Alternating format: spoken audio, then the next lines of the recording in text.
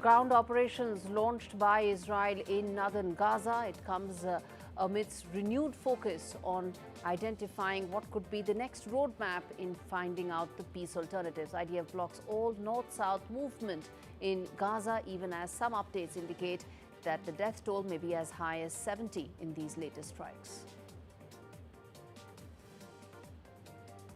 Donald Trump suggests American control of Ukraine's nuclear power plants, even as Ukraine and Russia exchange drone strikes. President Zelenskyy has slammed Russian counterpart Putin over overnight strikes, which show that peace claims are propaganda. That's the official word coming in. Which way is the peace talks headed is the key question.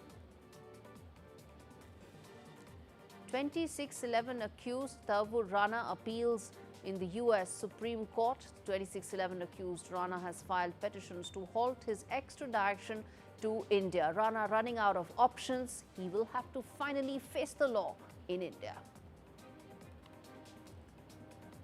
Are India and Canada resuming talks to thaw their tensions? Well, some reports indicate that talks have been started in an attempt to reset bilateral ties after fallout, exit of Justin Trudeau acting as a major push towards resumption of normalcy.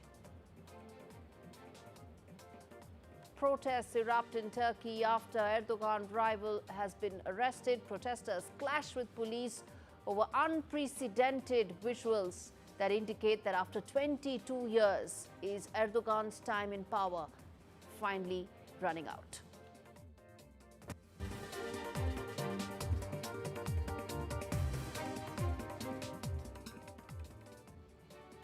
Big story that we are tracking on the show today on India Global is what's unfolding in the Middle East. It looks like that there's been a fresh round of strikes that have taken place by Israel.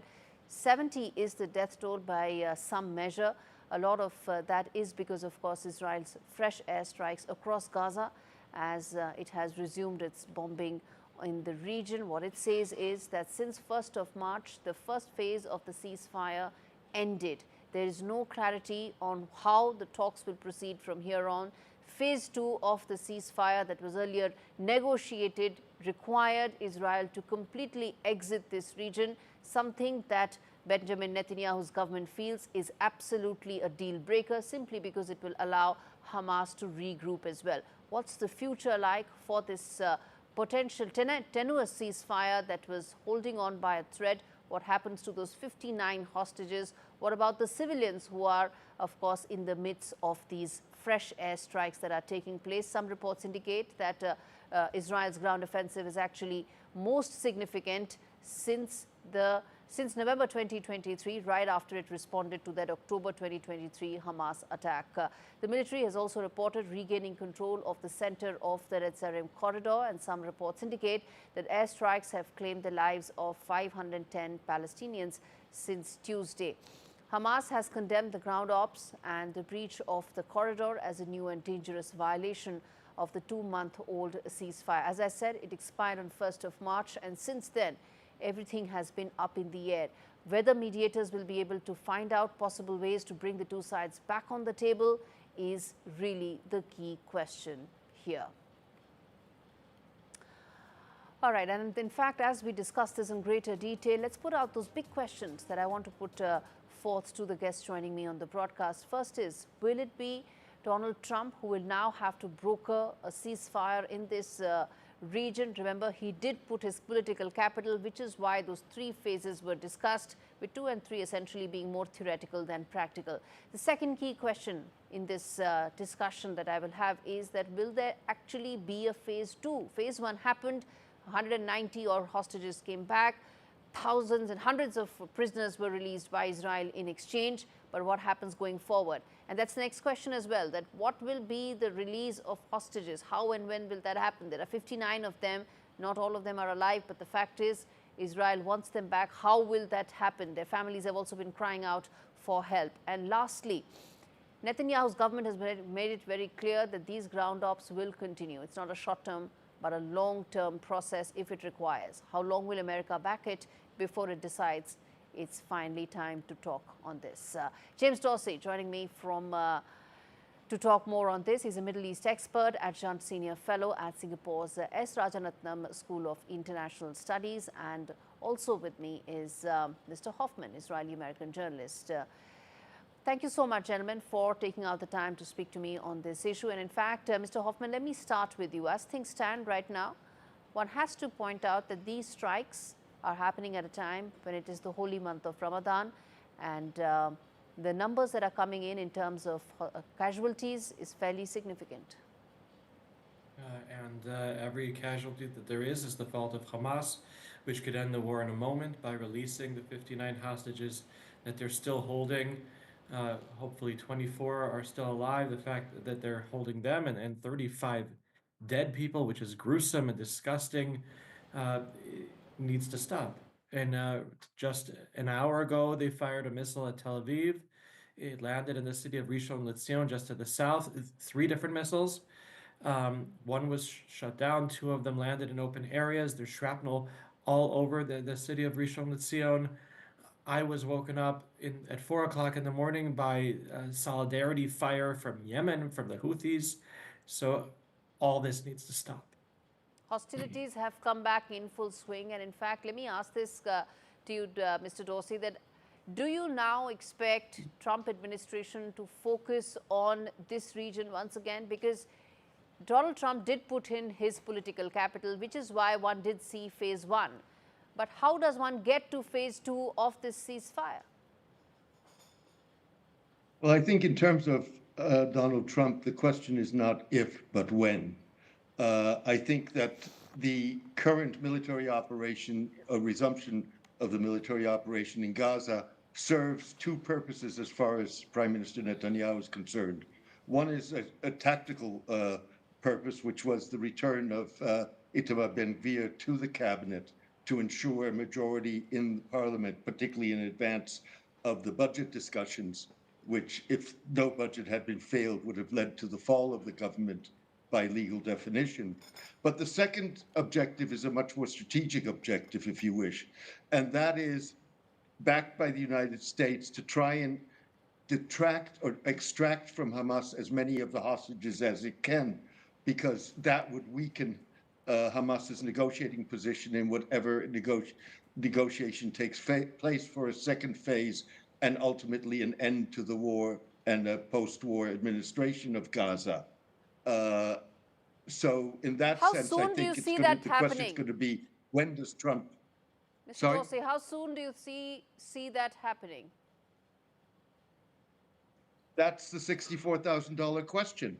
I think right now you have an Egyptian proposal on the table, which is to release up to 6 hostages in exchange for Palestinian prisoners, as well as a revival of the second Gaza ceasefire talks and the return or the opening of the borders for the flow of humanitarian aid.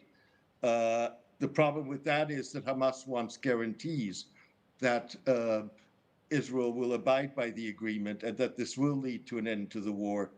Whatever guarantees are given are basically not worth the paper on which they are written. Indeed, that in fact is pretty much the crux of the problem. But Mr. Hoffman, I understand the fact that since 1st March, there's been a very credible security threat that because there's a sort of a ceasefire-like situation, it allows Hamas to regroup and probably come back in full swing and hit back Israel, which is why one might explain these fresh strikes taking place. But what's the way out? Because, if Mr. Netanyahu says that he's willing to go for as long as it takes, then are we really looking at any sort of an end solution here?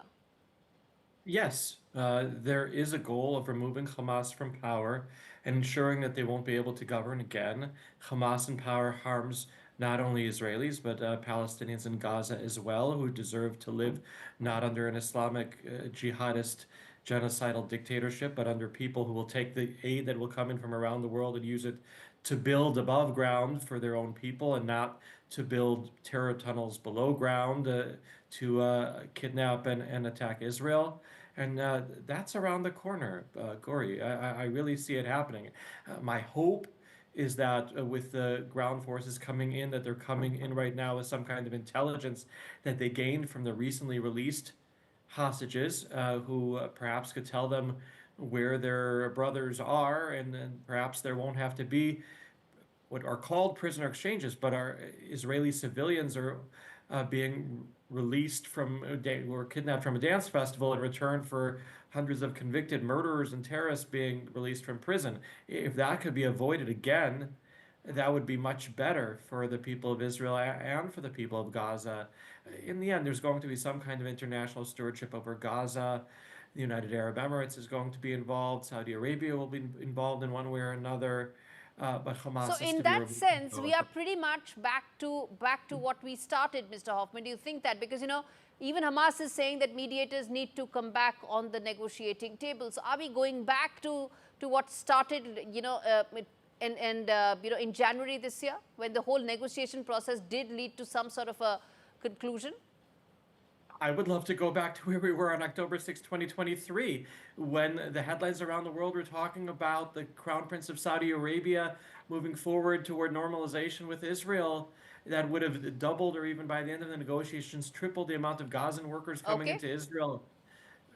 Indeed, yeah. Mr. Dorsey, you want to come in there in terms of the role that mediators will now have to play and how soon they will have to start this? Well, basically what you have is a situation in which there is a fundamental divergence in the objectives of a ceasefire. And that's what the mediators until now have not been able to bridge, which is Israel wants the war to continue for a variety of reasons, including the goal of destroying Hamas. The experience up until now with Gaza and with Hezbollah in Lebanon is that you don't destroy these groups in this form and fashion. You may very much decimate their military capabilities, weaken them, but you don't destroy them. Whereas what Hamas wants is an end to the war and an Israeli withdrawal, complete Israeli withdrawal from Gaza. Those are the contradictory objectives that were not addressed for all practical matters in the ceasefire agreement, and that's why you're having this revival of hostilities. Indeed, and which brings me to ask you my final question, Mr. Dorsey, that how soon do you see the Trump administration probably putting all its political capital behind the crisis in the Middle East? They've done so for Russia, Ukraine. One can have a different debate about how much of progress it's made, but they've put their political capital there.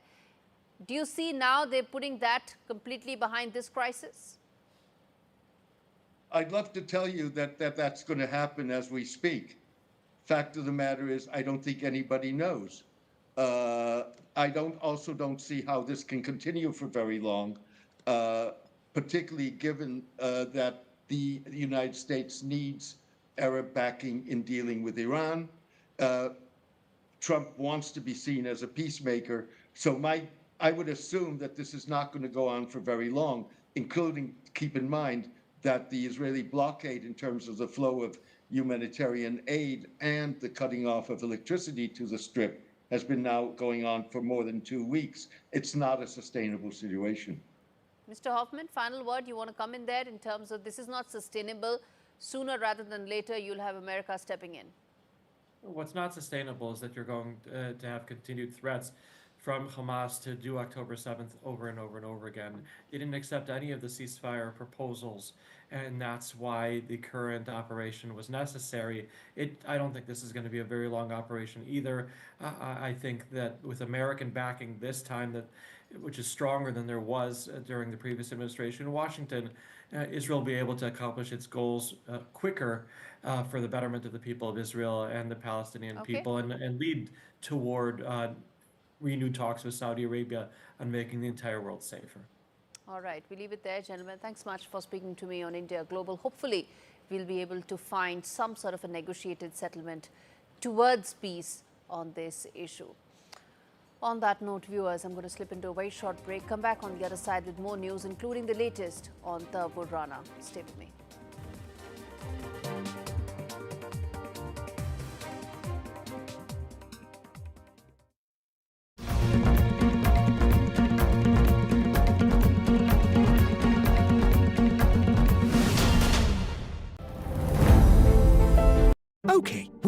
this isn't your dog. If this were your dog, he'd want you to know he was upset with you last night when you were watching TV at full volume. You didn't hear him whining, and he was devastated. All he wanted was tummy rubs and for you to get a hearing test.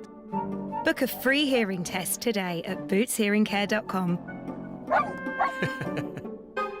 And now get up to £399 off the latest technology. Boots, with you for life. Today, if you can think it, you can make it. But the same goes for cybercriminals. Because with AI, they can invade your online privacy, scam you, and bombard you with real-looking threats.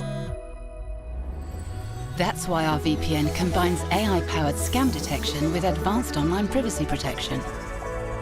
So you can live your best digital life. Norton VPN Ultimate. Advanced tech for advanced threats.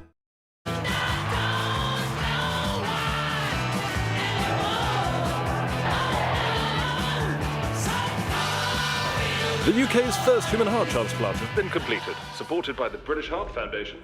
We were a noisy generation, but it might be something quiet we do that becomes our greatest legacy. Leave a gift in your will to the British Heart Foundation and fund groundbreaking research that could help save millions of lives. Search BHF Wills. Transform hard chairs and surfaces into comfy seats with SoftSitter from JML. The lightweight and portable gel cushion that helps provide all-day comfort and support no matter where you sit. Its clever hexagonal honeycomb construction cushions, distributes and supports your weight. And its breathable design allows air to circulate, helping to keep you cool. Perfect for all types of seats or as a kneeling pad. Get the comfort and support you need with SoftSitter. Only $14.99 from Asda, Boots, Morrisons, Tesco and jmldirect.com. I'm a simple man, but now I'm in my 50s, things are getting a little more complicated. Retirement's peeking around the corner, and I wanted to make sure my family would be really looked after if anything happened to me. That's why I decided to learn more about over 50s life insurance from Cover Today. They're the only over 50s life insurer with no waiting period. Unlike other insurers who could make you wait up to 2 years, with Cover Today, you're fully covered from day one. And you're covered for the whole of your life. Plus, unlike other things in life, the price never goes up. Learning more can be simpler. Go online or talk to their friendly UK team in just one phone call. Cover Today are the only over 50s life insurer with no waiting period and no annoying trips to the doctors either. Now I'm with Cover Today, I can get on with something much more interesting. Plus, you get your choice of a £125 gift card. To find out more about Cover Today, call our friendly UK team on 0808 143 4774 or visit covertoday.co.uk. And the stories of our diaspora. We cover the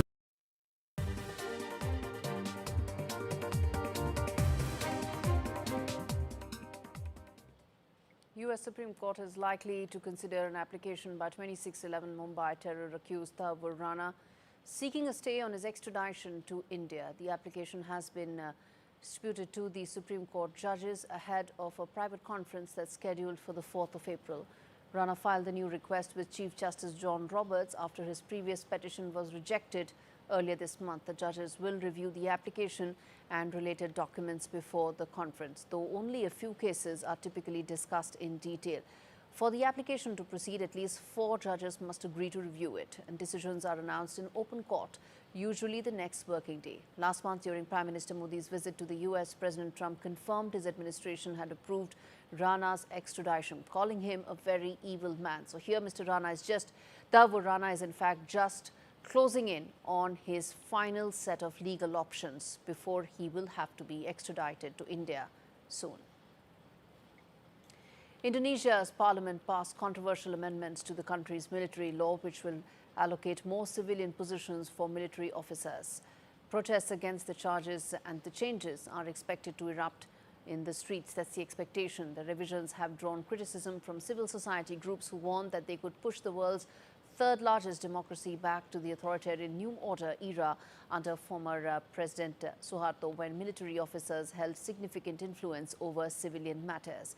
Indonesia's law minister has denied the law was a return to the military dominance that characterized the Suharto dictatorship, saying instead it was necessary due to domestic and geopolitical challenges. Turning attention to what could be an extremely important update as far as the India-Canada relationship. It saw probably its biggest nadir, the lowest nadir under Justin Trudeau's tenure. And that happened because of his support to the Khalistanis in Canada. Since then, it may have been that with Trudeau exiting, that the two sides may have reportedly resumed communication between their security agencies and are exploring the possibility of appointing new high commissioners soon, signaling a potential reset in diplomatic relations following the controversy over the Khalistani terrorist Hardeep Singh Nijjar. Discussions between the two countries through diplomatic and security channels resumed around December. That's what some reports indicate. After tensions fled in October when India withdrew its High Commissioner and 5 other diplomats who were named person of interest in the investigation into Nijjar's killing. It expelled an equal number of Canadian diplomats as well.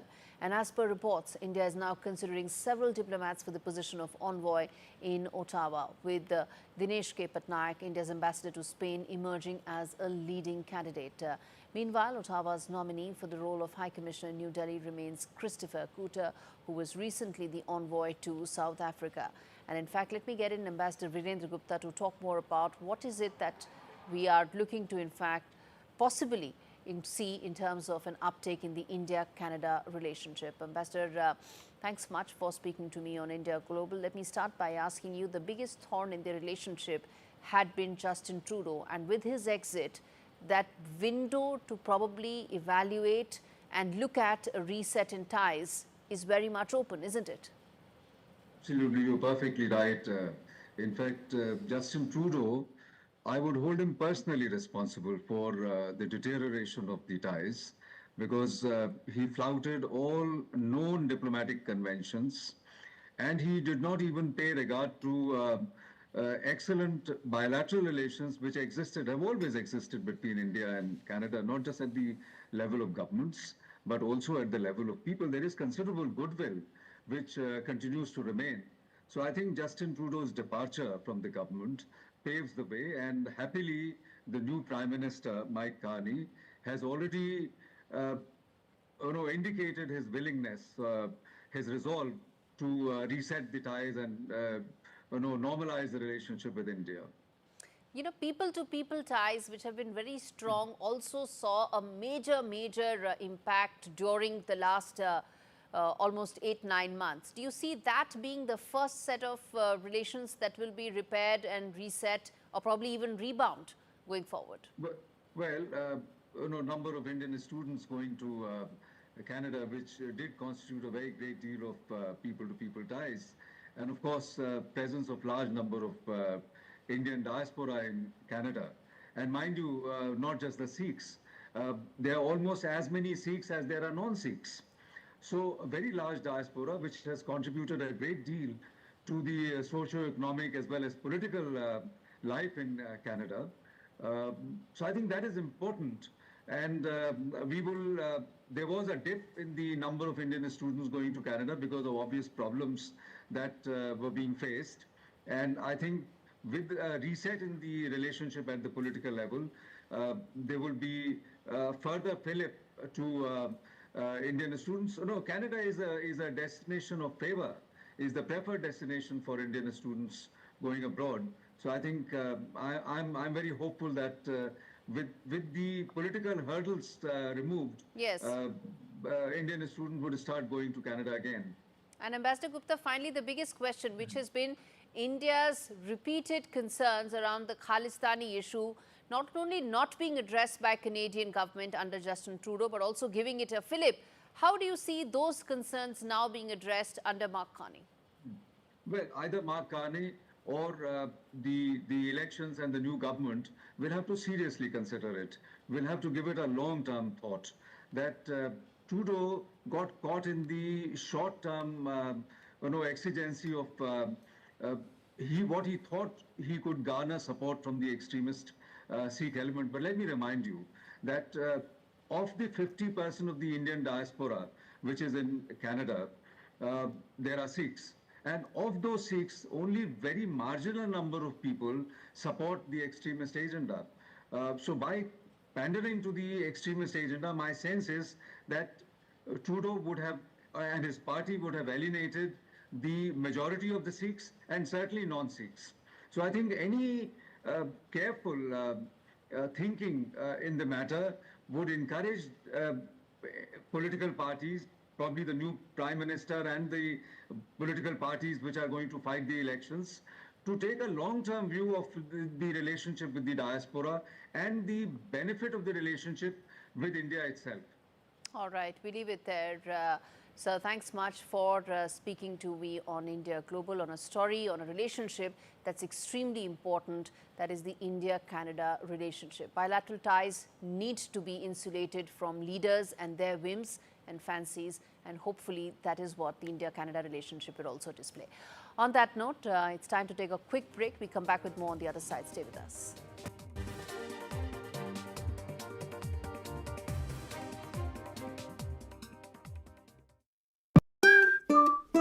What are you so happy about? I've just made a claim. We could be owed thousands. My claim group? Yeah, the cars we bought on finance, well, the lenders could have charged hidden commissions. It's dead simple to claim. Hey, I had 2 cars before we met. Go to My Claim Group. You could be owed thousands in hidden commissions from cars you bought on finance since 2007, even if you can't remember the details. Done. Simple, eh? Go to My Claim Group now. Claims made simple. Quidco gives you cashback every time you shop on over 5,000 brands. It always pays to Quidco. Sign up and start saving today. Visit quidco.com.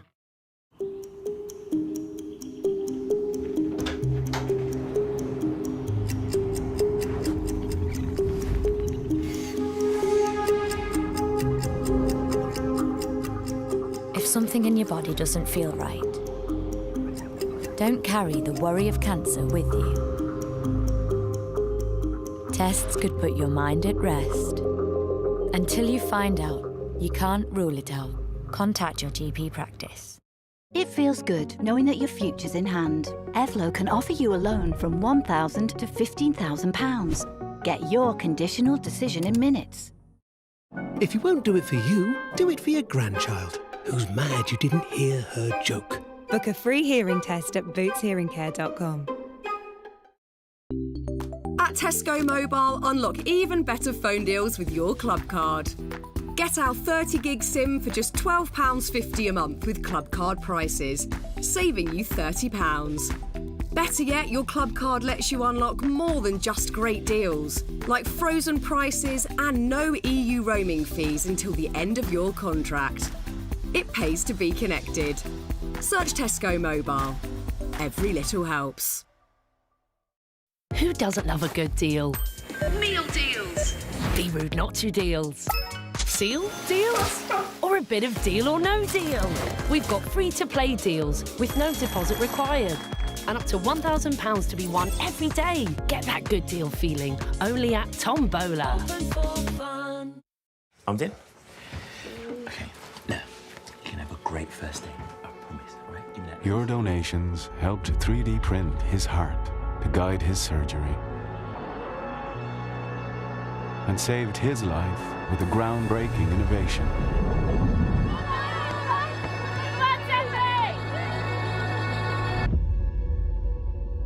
And the future breakthrough that could cure her is closer than ever.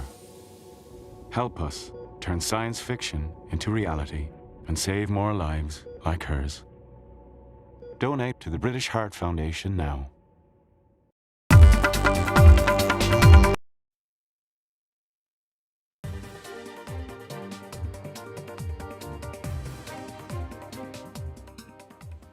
This is India Global. I turn attention now to what's happening in the Russia-Ukraine war. The latest is that there's a phone call with Ukrainian President Zelenskyy and President Donald Trump, where it was proposed that America could own and operate Ukrainian nuclear power plants as part of his latest effort to secure a ceasefire in the over 3-year war. White House stated that it had moved beyond the idea of taking control of Ukraine's mineral resources in the talks and now focusing on long-term peace pacts. Following this call, Zelenskyy clarified that the two leaders discussed only one power plant, referring to the Zaporizhzhia. nuclear plant, which is currently under Russian occupation. Zelenskyy also mentioned that Kiev was ready to pause attacks on Russia's energy infrastructure. So all talks being centered around the energy infrastructure of both countries. That is the direction in which these talks are going. First, listen in to White House remarks after that call, and then we'd come back and talk in detail about this. President Trump also discussed Ukraine's electrical supply and nuclear power plants.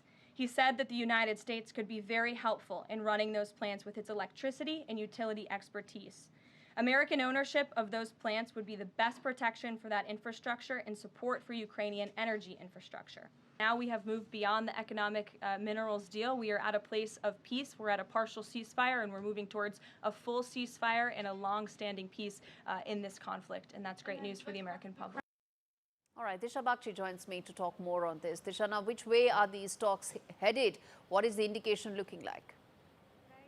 We heard the White House talk about the fact that US has now moved beyond any sort of critical minerals deal and is now in fact suggesting that US is actually looking at, ownership of Ukraine's nuclear plants. So now Ukraine has several key nuclear plants. One is Chernobyl, which has been shut for since 2000, and Zaporizhzhia nuclear plant, which is one of Europe's largest nuclear plants. And now US is indicating that perhaps they are looking at taking over or taking control of these power plants and help Ukraine run these nuclear plants. Now, to tell our viewers, this nuclear plant is currently shut since 2022 and is actually under Russian control.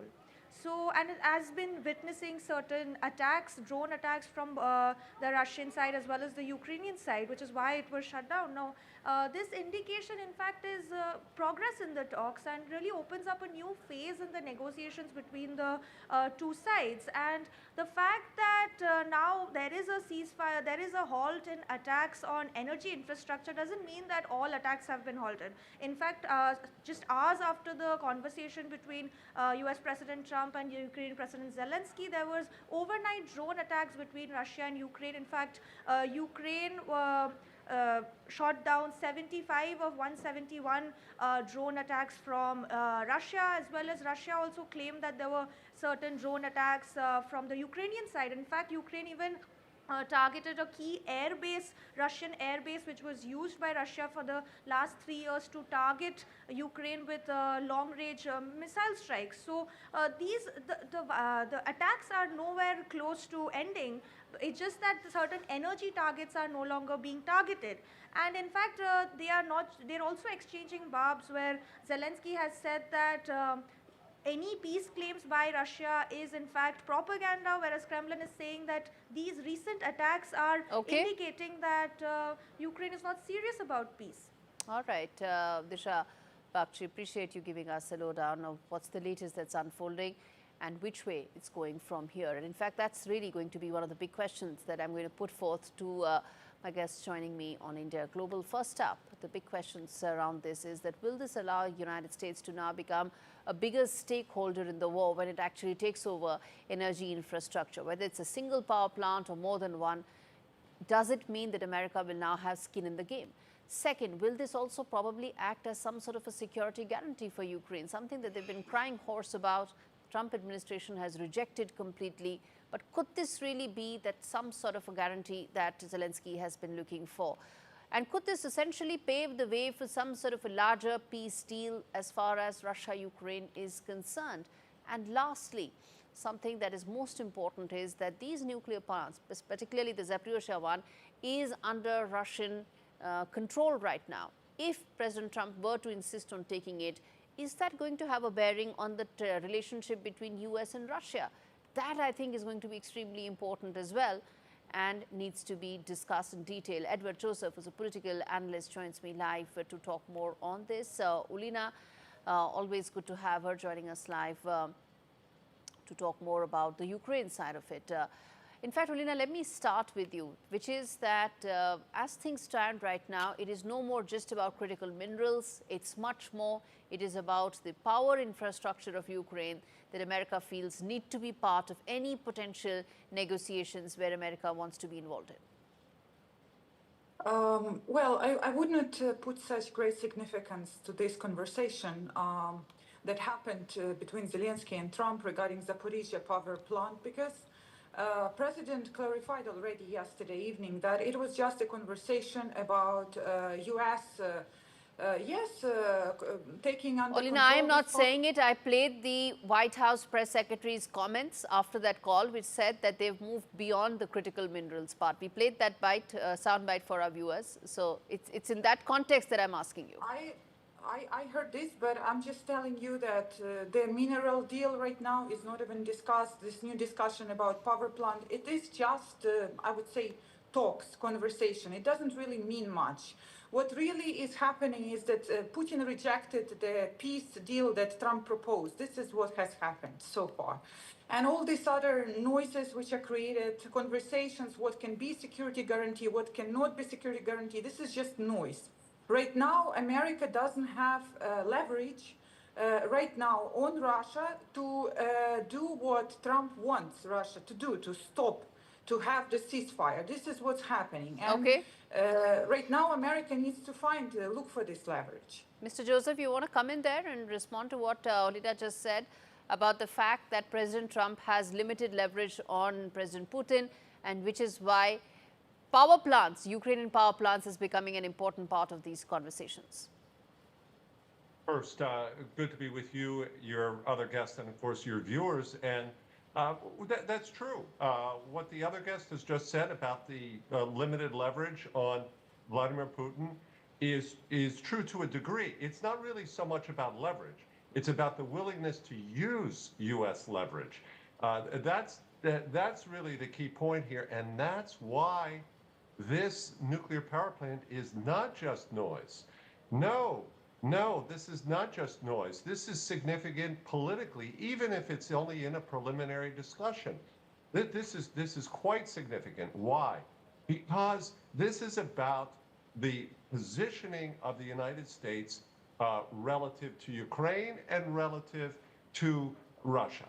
And what we saw, of course, everyone across the globe witnessed the disastrous meeting in the Oval Office, witnessed prior to that President Trump calling President Zelenskyy a dictator, pressing that they have to have elections. And then what happened? We saw after the meeting in Saudi Arabia this reversal, where Ukraine's delegation accepted the ceasefire. The U.S. changed its tone towards Ukraine. That all the ball, everyone noted, was then in Russia's court, and there was this long conversation between President Trump and President Putin, but there was no agreement on the ceasefire, and they know that in the White House. Okay. They know that there was no agreement, and that's why this is significant, because it further aligns Washington and Kyiv. That's what's significant here. Indeed. And then, of course, the pressure will go back on Russia. Please. I was coming to just that, Mr. Joseph, that how do you see that in terms of allowing U.S. to put pressure on Russia? I was coming to just that. Yeah, well, that's this will become the inevitable question, and then it's simply a question of whether the President Trump and his team will allow themselves to see reality in Russia as it is. That whether they will allow themselves to understand that President Putin does not want to end the war. That in some respects, many people, insiders in Russia, believe President Putin cannot afford, physically cannot afford, will not survive politically or possibly physically if this war ends, because if it ends short of the vision that he has to completely subdue and control Ukraine. Okay. And so that's why these steps are there. They're not trivial. These are important because they align Ukraine and the United States, and that's tremendously important for ultimately resolution and awakening in the White House to the reality of Vladimir Putin and his objectives with this war. Olita, respond to what Mr. Joseph is saying. This is probably the best piece of discussion that you would have heard all morning, isn't it? Well, no, I agree with the other expert that right now, U.S. is looking for this leverage on Russia. But when we speak on technical terms about this power plant particularly, it is now being controlled by Russia. President Zelenskyy said in order for this power plant to start bringing money, to start bringing energy, there should be probably 2 years of different repairs to bring infrastructure which is destroyed around it, to bring water supply which is destroyed around it. And how America is going to take this power plant from Russia's hands if Russia is not willing to concede even small things to Trump? So this is why I said it's noise, and I just think that right now there will be what we will see. There will be more and more talks, more and more calls, more and more meetings. And in the meantime, what Russia will be trying to do, it will be trying to throw all weapons they can on Ukraine. So I'll tell you what. Okay, of course, you know, this is a 3-year-long war. A lot of movement forward and backward has happened. In fact, in just 2 months itself with President Trump, so much of back and forth has happened, Olira. But I want to ask you this quickly, which is that as someone who wants peace to happen, someone who understands the framework and contours in which it is being discussed, what would be that one first vital step that you think is very important to move towards some sort of a peace settlement? War coming from Russia. There should be some mechanism created to pressure Russia so that they want to stop the war. This is what should happen. Sanctions, tariffs, I don't believe there is a leverage in the short term that America has, but I believe America has long-term leverage. And Trump promised sanctions, tariffs. Where are those sanctions, tariffs? Because I don't see incentive for Putin to stop at all right now. Right. And Mr. Joseph, you want to come in there in terms of what would you want as the final and most important aspect? Well, we have to remember here President Putin's strategy. He wants to divide Ukraine from the United States. He wants to divide Europe from the United States. So anything that aligns Ukraine and the United States is damaging to President Putin. And that's why this posture, this cooperative, collaborative posture of from Kyiv towards Washington is encouraging, even if the talks on the Zaporizhzhia power plant are only preliminary. The fact that it's in Russian hands is all the better for Ukraine, because then that gives the U.S. Incentive to back a deal that would not see that territory remain in Russian hands. So these are indicators. We're talking about this as a political situation. It's not about who actually controls the plant and when that would actually happen. That's far off into the future. But the political dynamics here are crucial, not to be underestimated. And yes, President Trump does have leverage. He has short-term and long-term leverage. He can, on Russia and both with respect to Ukraine. On the Russia side, he can increase sanctions, but that's not it, only it. He can say, I'm breaking with the Biden caution, and he can increase weapons to Ukraine. Please. All right, we have to leave it there. Let's hope that finally some forward movement takes place when it comes to these peace negotiations. Thank you so much, both of you, for joining me on this broadcast. I'm going to slip into a break, come back on the other side with breaking news on the show. Stay with me.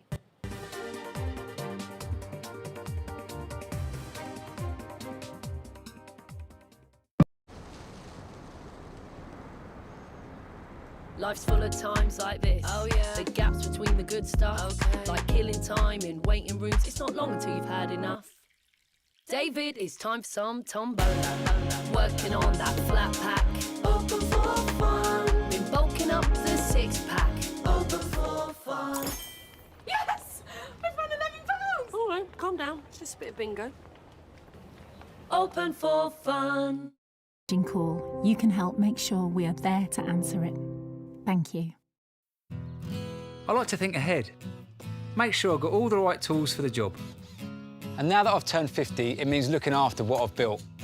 I'll be retiring down the line, and with the mortgage nearly done, I want to make sure that my lot will be protected if anything happened to me. That's why I decided to learn more about over 50s life insurance from Cover Today. They're the only over 50s life insurer with no waiting period. Unlike other insurers who could make you wait up to 2 years for full cover, with Cover Today, you're fully covered from day one. And you're covered for the whole of your life. Plus, unlike other things in life, the price never goes up. Learning more couldn't be simpler and can be done in just a few minutes. Go online or talk to one of their friendly UK team who will chat you through your options in just one phone call. And their claims process is really straightforward, so your loved ones will be looked after. Cover Today are the only over 50s life insurer with no waiting period. Get covered in minutes with no annoying trips to the doctor. With fixed monthly payments, prices start at just £4.42 a month. Plus, you get your choice of a £125 gift card. Cover Today has given me genuine peace of mind. And now that's done, I can get on with something much more interesting. To find out more about Cover Today, call our friendly UK team on 0800 470 4322 or visit covertoday.co.uk.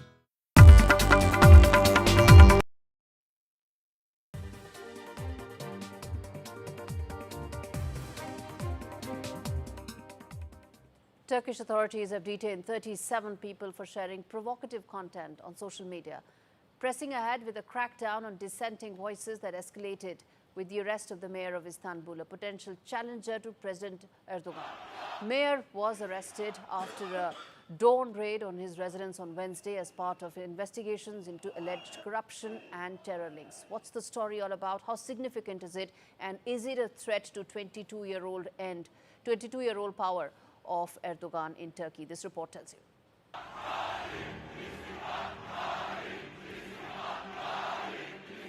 Turkey is on edge.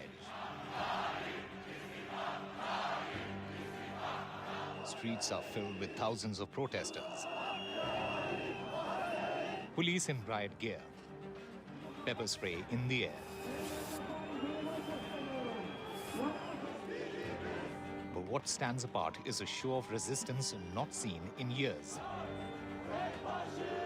A nation standing, fighting for democracy. At the heart of this storm is Ekrem İmamoğlu, the mayor of Istanbul and a top political rival of President Recep Tayyip Erdogan. Just days before his expected nomination as a presidential candidate, İmamoğlu has been arrested on charges of corruption and aiding a terrorist outfit. His university degree has been annulled, a move that could legally disqualify İmamoğlu for running for president. The mayor has called the decision politically motivated. Artık her şey bekliyor bir hale geldik. Şimdi dün diploma iptal edildi. Usulsüz bir şekilde, yani usulsüz bir işlem yapıldı. Usulsüz yapılan işlem de usulsüz yapıldı. Çok enteresan bir günlerden geçiyoruz. Çok korkunç. Bir kere diplomanın iptali usulsüz. Böyle bir şey mümkün değil. Authorities have imposed a 4-day ban on public gatherings. But that hasn't stopped the demonstrators.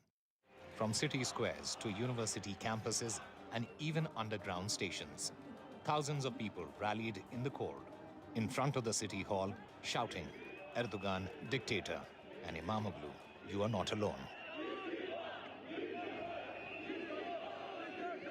Bu yapılanlar kesinlikle hukuksuz. Hukuksuz ve temelsiz. Bu demokrasi değil. Demokrasinin ayıbı. Yani yapılanlar Türkiye'ye yakışmıyor. Gerçekten bu halk bunu hak etmiyor.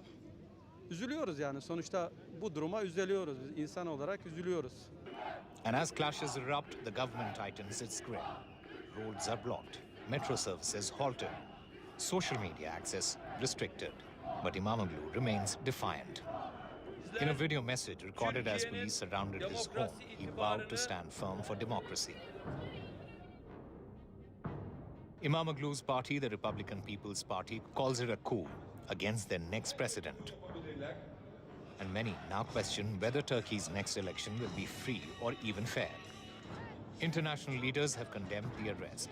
The EU, France, and Germany warn that democracy in Turkey is under siege. The arrest of the mayor is deeply concerning. Erdogan's government denies involvement, insisting Turkey's judiciary is independent. But critics aren't convinced.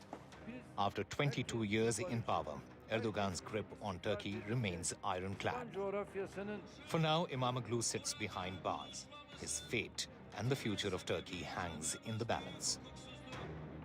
With Rhythm Arcadia, Bureau Report, NDTV World.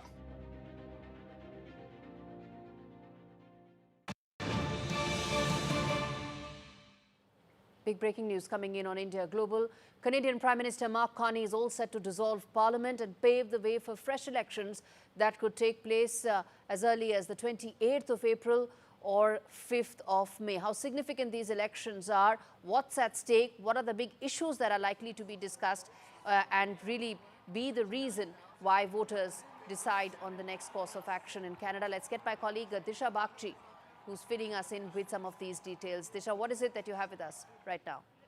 Right. So the Canadian Prime Minister Mark Carney, who just came to power roughly a week ago, and he was sworn into office last week, has now, the reports indicating that he's expected to dissolve Parliament on Sunday and expected to call for elections, announce elections on April 28th or May 5th. Now, some of the key issues in this election are of course going to be Donald Trump and Donald Trump's threats of tariffs, as well as even his threats of annexing Canada as the 51st state of the United States. And now there have been, the ties between US and Canada have been on edge over the last couple of months since Donald Trump has come back to power because of his various threats of course, tariffs, but also his repeated claims that Canada should become the 51st state of the United States. So this is going to be a crucial election topic if Canadian Prime Minister Mark Carney does announce elections on Sunday. And apart from that, of course, this is the Liberal Party's attempt to really utilize the surge in polls that they have seen in the last couple of weeks since, in the last month or so since. Indeed, there's been a remarkable recovery for the Liberal Party. They were trailing the Conservatives by 26 points, but it looks like they've almost recovered and in fact leading over the Conservative Party. Disha, which brings me to ask you that what are the issues that are likely to be at the forefront of this election? You mentioned tariffs. Tariffs is an issue that the Liberal Party would probably really hammer home because that's the reason why they've recovered in the ratings. But what apart from that, and how significant would this be from India's point of view?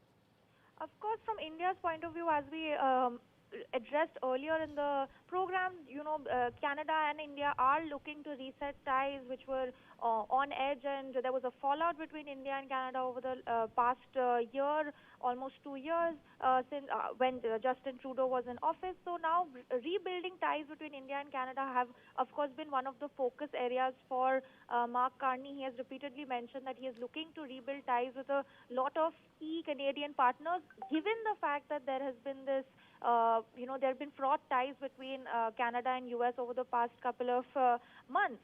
So, of course, ties with India are a crucial issue for Mark Carney and the Liberals. And as you mentioned, the Liberal Party's poll figures have gotten better. The recent polls have suggested that they have an approval rating of 42%, which is quite a jump from what they were seeing, which were one of the lowest poll numbers under former Prime Minister Justin Trudeau. So they are really expected to, take advantage of this lead that they're seeing in polls. And any word in terms of Pierre Poilievre? He did come out and say that, and he did make some comments regarding Trump's endorsement of Mark Carney. But any update in terms of how Pierre Poilievre's campaign is likely to shape up from here? We are yet to see how Pierre Poilievre will, react to this call for elections. He has been calling for elections for the past couple of months as well.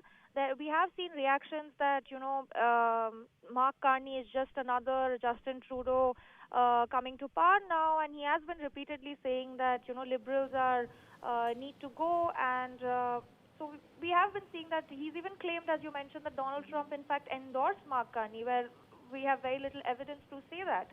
So we are yet to see how he's going to react to this announcement of elections.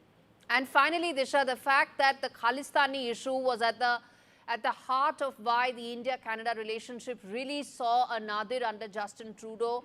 How much do you think Mark Carney and the Liberal Party under Mark Carney is likely to pay attention to India's concerns regarding the Khalistani issue? In fact, when it comes to Jagmeet Singh, he's in fact trailing in polls, and it'll be interesting to see how he's going to react, because he has also been repeatedly saying that there needs to be elections. When Justin Trudeau was in office, he repeatedly said that there needs to be elections, but now the NDP is in fact dropping in polls. All right. All right, Disha, we leave it there. Thanks much for giving that update on an important breaking story, which is Canada will head to polls in about a month's time from now. On that note, completely timed out in this edition of India Global. Thanks so much for watching.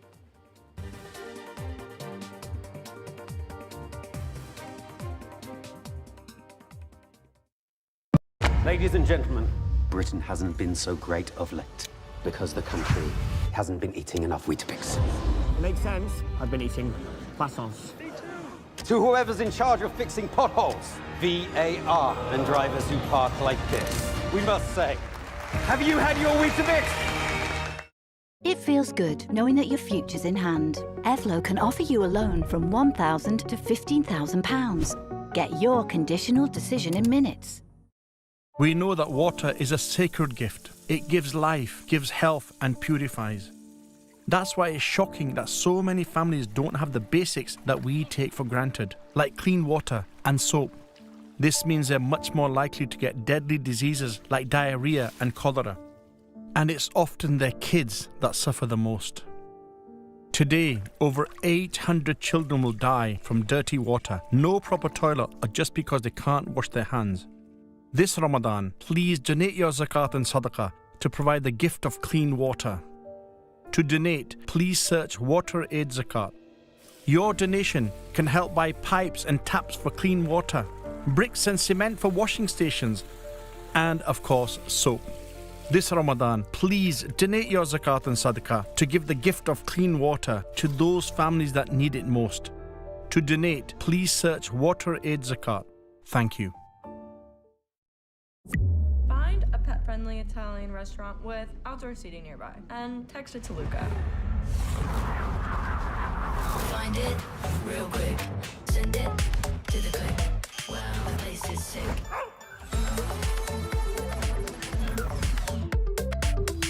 Get the Samsung Galaxy S25 Ultra with Galaxy AI for just $56.99 a month with Club Card prices. It pays to be connected. Search Tesco Mobile. Every little helps.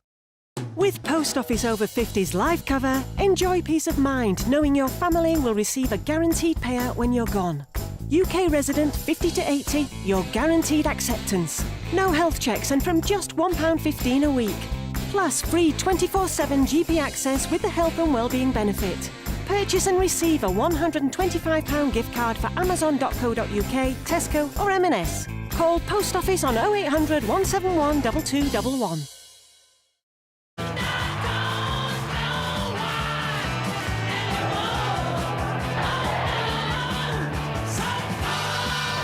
The UK's first human heart transplant has been completed, supported by the British Heart Foundation. We were a noisy generation, but it might be something quiet we do that becomes our greatest legacy. Leave a gift in your will to the British Heart Foundation and fund groundbreaking research that could help save millions of lives. Search BHF Wills.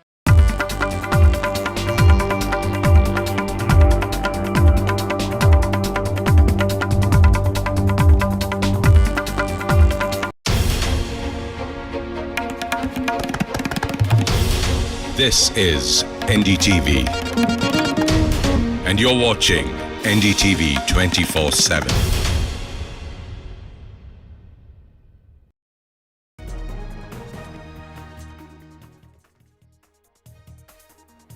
Hello and welcome to the Southern View. I'm Peter Raghav. Lots lined up on the show this evening, but first let's take you through the top headlines we're tracking this hour. Karnataka's Home Minister orders a probe into an alleged honey trap attempt on a state minister. This after a complaint was filed by PWD Minister Satish Jarkioli exposing a failed attempt to honey trap him and another serving cabinet minister. Multi-city raids on Amazon and Flipkart citing multiple violations. Raids were prompted by complaints of non-certified products being sold on e-commerce platforms. The government has warned e-commerce companies to ensure compliance with regulations and sell only certified products. BCCI Secretary tells NDTV there will be no relaxation on the policy of family accompanying players overseas. Tells NDTV there's no question of changing the guidelines.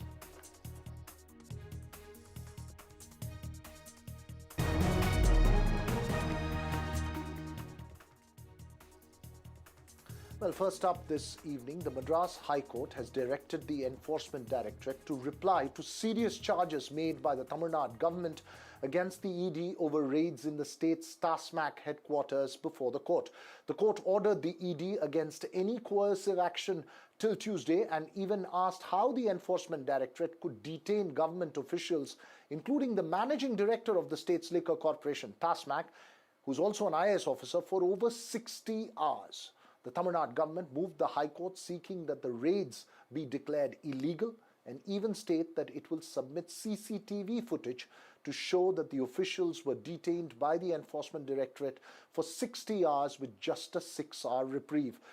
The face-off in which the DMK has accused the centre of using the Enforcement Directorate to politically target the Tamil Nadu government, and the Enforcement Directorate has alleged that a 1,000 crore rupee scam has taken place in TASMAC, is likely to intensify in the coming days. Several questions being raised. What next in that face-off?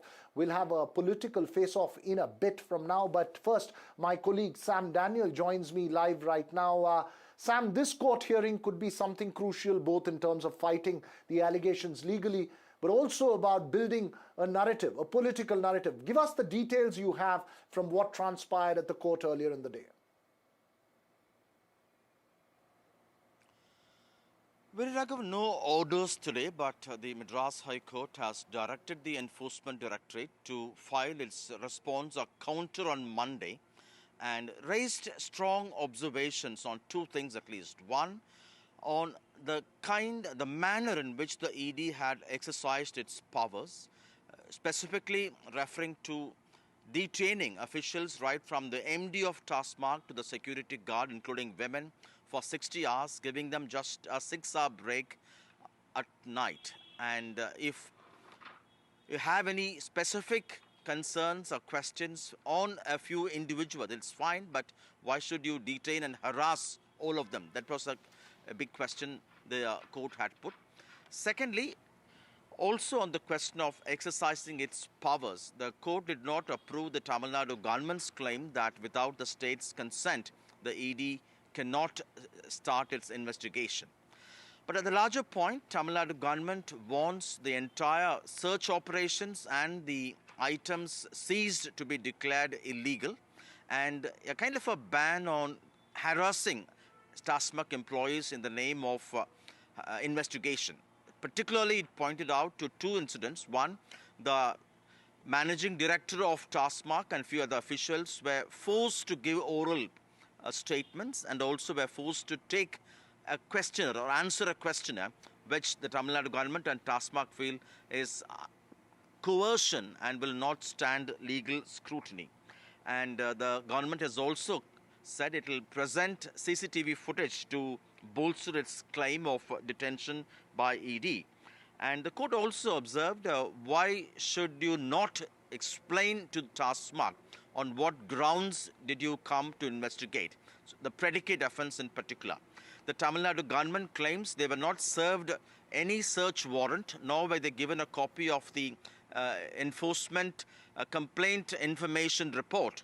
And all these things, at the moment they stand as observations, but in terms of the government stand, it is certainly a relief because they've asked the ED to not indulge in any kind of coercion till Monday. The ED in a statement last week claims that there are 3 levels of corruption, including a 1,000 crore scam involving the bottling agencies in collusion with the distilleries, what it calls as well-orchestrated modus operandi, siphoning off large amounts of unaccounted cash, besides raising the selling price of liquor between 10 and 30 rupees. Also, alleged corruption in contracts for transporting liquor, besides appointments and transfers of TASMAC officials. Lastly, the Tamil Nadu government and the excise minister have denied these allegations, saying that this is politically motivated, as MK Stalin takes a tough stance against the centre on issues of delimitation and the national education policy. Politically, as you said, Veera Raghav, coming before a year for Tamil Nadu polls, already the ruling DMK is setting the narrative, targeting the BJP in a sense, while the BJP hopes the liquor issue could strike or would resonate largely with the masses. Okay, Sam, important points that you make there. Obviously, the next stage in this case would be very closely watched. Remember, Sam, leaving this case aside, the fact that there have been concerns raised about TASMAC and the kind of scam that's being alleged is not just something restricted to the past few years of the DMK government, but something that traverses back in terms of allegations per se, back even to the AIADMK's earlier regime. That's right, Veera Raghav, because TASMAC, the government taking over exclusive rights to sell, distribute liquor across Tamil Nadu, stretches backwards to several decades, irrespective of the political divide here. And any scam, any irregularities does not confine to the present ruling regime, could actually date back to the earlier regime as well. And that's why it's just not something to worry for the ruling DMK alone. This could actually go back as well, which many point out could be also used as a pressure tactic, in a sense, politically, to target the AIADMK, particularly closer to elections with regard to alliances. But these are all in the realm of speculations. But yes, technically, this could go back. That's right. That's right. This is an important case. We'll keep following that very closely. Thanks very much, Sam Daniel. I have with me the DMK's A. Saravanan and Narayan Tirupati of the BJP, both for a spirited face-off, and pun unintended in this case. Saravanan, first to you, irrespective of what transpires in the court and the allegations that's being made, is this part of building that political narrative as far as the ED is concerned, where the focus on the real issue may be lost, which is what happens in TASMAC in terms of the allegations that have been made of what the ED says 1,000 crore scam? See, anybody can float that fancy number. ED, we all know who's under whose behest the ED is acting. ED is actually the henchman of the BJP. We have n number of examples to cite that. We know what happened in Chhattisgarh. We know what happened in Delhi. They want to reenact the same thing again, which we will not allow. The BJP thinks with the ED in their pockets, they can trample upon all the opposition parties. You ask them what is the allegation. They will say, TASMAC, 1,000 crore, DMK, ED raid.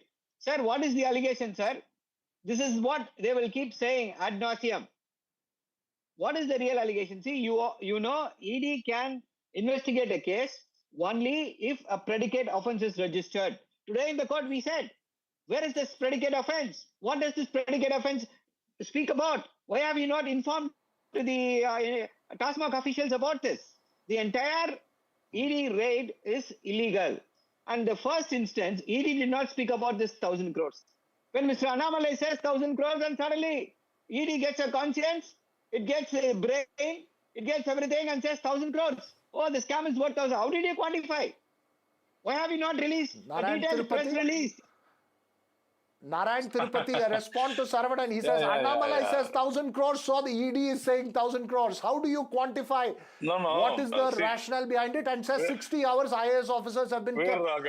Veera Raghav, even a child in Tamil Nadu, a kid in Tamil Nadu will say that this TASMAC is full of corruption. And, this DMK government is full of corruption. They know nothing but corruption. And Mr. Saravanan was asking what happened to Chhattisgarh and Delhi. And I think, Veera Raghav, you have seen what has happened in Chhattisgarh and Delhi.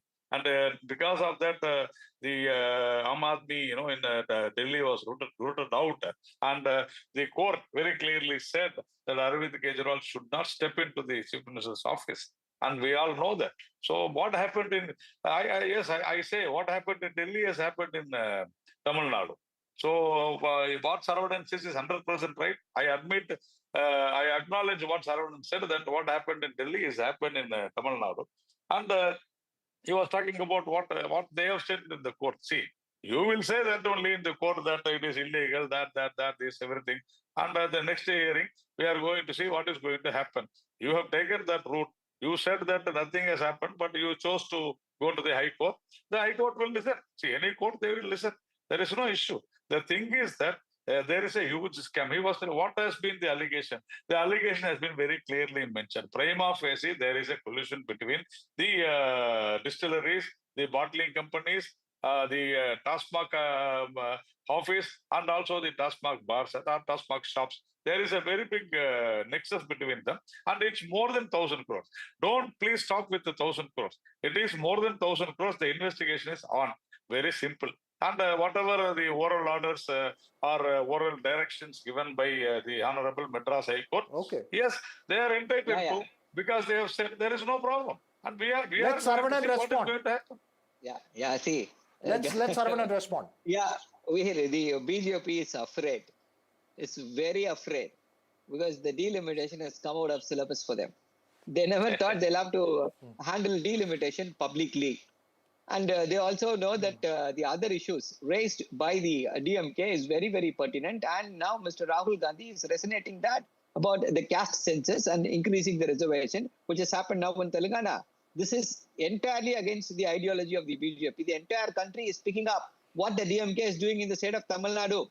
So what can you expect? This is what we can expect. Let them keep saying 1,000 crores, 2,000 crores.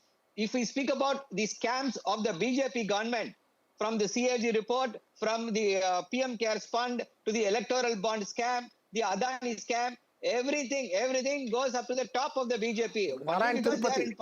Nobody is able to investigate them. Yes, I see. He said, Mr. Saravanan said BJP is afraid. Who is afraid? See, the police, every day there are a lot of murders happening, Veer Raghav, in Tamil Nadu, even yesterday, today, day before yesterday. It's happening over the states. Why? Because the DMK is afraid.